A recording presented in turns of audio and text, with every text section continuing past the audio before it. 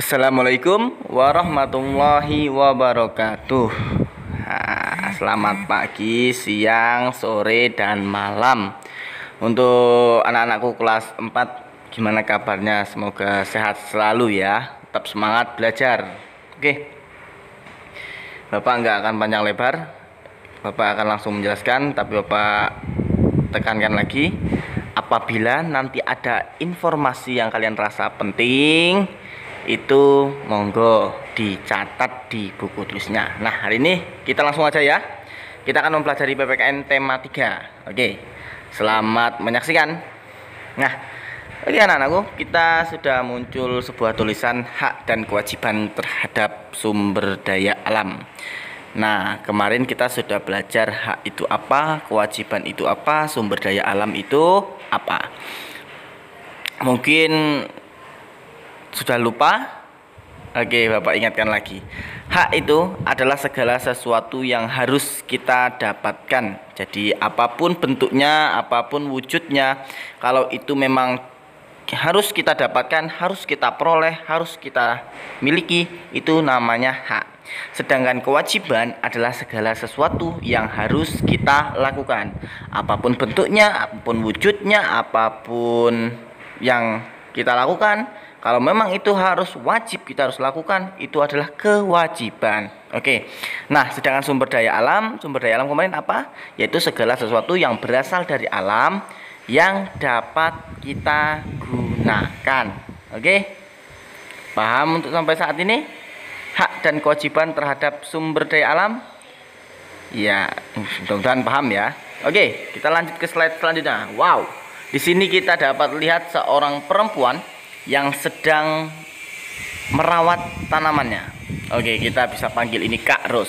Kak Ros sedang merawat tanaman. Oke, nah kalian apa ya? Menurut kalian kita akan mempelajari apa kalau sekilas dari gambar ini? Apakah kita akan mempelajari tentang tumbuhan? Ya, betul. Kita akan membahas tentang tumbuhan. Jadi apa? Yaitu pelaksanaan hak dan kewajiban terhadap tumbuhan. Nah, perlu kalian ketahui, manusia dan lingkungan merupakan dua hal yang tidak dapat dipisahkan. Ya, karena apa? Tumbuhan itu sering sekali dimanfaatkan oleh manusia. Contohnya untuk kebutuhan sandang, kedua kebutuhan pangan, ketiga kebutuhan papan. Kebutuhan sandang itu apa, Pak? Kebutuhan sandang itu kebutuhan yang kita gunakan seperti pakaian, baju, celana, dan lain-lain. Kalau pangan itu sudah paham ya. Kalau pangan itu makanan, bisa bentuknya obat, bisa bentuknya minuman juga bisa. Itu masuk ke bentuk pangan. Sedangkan papan itu bentuknya seperti kebutuhan untuk bahan bangunan, kayu bisa untuk membuat rumah, dan lain-lain. Sudah paham? Nah, untuk menjaga hak dan kewajiban kita terhadap tumbuhan, kita harus melaksanakannya secara bijak. Secara bijak itu apa, Pak? Yaitu secara sesuai porsinya. Misalnya haknya apa, ya kewajibannya harus sesuai. Oke? Paham? Oke, sekarang kita akan membahas tentang kewajiban dalam memanfaatkan tumbuhan. Yang pertama sudah muncul tulisan melakukan reboisasi. Reboisasi itu apa sih? Reboisasi itu adalah penghijauan lahan kosong. Oke. Manfaat kegiatan tersebut yaitu untuk menjaga keseimbangan alam, karena alam butuh penyeimbang agar manusia dapat hidup dengan baik. Nah, reboisasi itu berguna juga atau bermanfaat juga untuk mencegah terjadinya banjir, anak-anakku. Karena akar pohon akan melindungi tanah dan menahan air agar tidak turun ke bawah. Oke, paham untuk reboisasi? Oke. Kita tunggu yang kedua ya. Tidak boros menggunakan kertas dan tisu. Loh, kenapa Pak hubungannya kertas dan tisu terhadap tumbuhan? Ya, karena kertas dan tisu itu bahan utamanya dibuat menggunakan batang kayu. Nah, semakin banyak kertas dan tisu yang kita gunakan setiap hari, maka semakin banyak pohon di hutan yang harus ditebang. Nah, langkah kita yaitu mengganti penggunaan tisu dengan barang lain, yaitu contohnya misalnya menggunakan sapu tangan. sepotongan lebih ramah lingkungan. Sepotongan kan dapat dicuci dan digunakan kembali. Nah, hal ini berbeda dengan tisu yang dipakai satu kali seperti tadi. Nah, ini akan apa ya? Meminimalisir kita dalam memboros atau membuang kertas dan tisu. Oke, yang ketiga, sudah muncul tulisannya tidak menebang pohon secara berlebihan. Betul sekali ya. Apabila kita menebang pohon secara berlebihan, maka yang akan diakibatkan tanah akan longsor, cuaca akan panas karena pemanasan global ya. Dan itu tadi, kita akan kesulitan mendapat kertas dan tisu. Caranya gimana Pak supaya kita tidak menebang pohon secara berlebihan? Ya, yang perlu diingat yaitu tebanglah pohon yang sesuai atau yang sudah layak ditebang. Maksudnya yaitu tebang pilih. Tadi ya, tebang pilih itu apa Pak Joni? Tebang pilih yaitu pilihlah pohon yang ingin ditebang apabila memang pohon itu sudah sesuai ditebang. Ya, itu ya kewajiban kita terhadap pelaksanaan kewajiban kita terhadap tumbuhan. Sekarang kita akan membahas tentang pelaksanaan hak terhadap tumbuhan. Oke, hak yang akan dapat dalam memanfaatkan tumbuhan ada 2 di sini.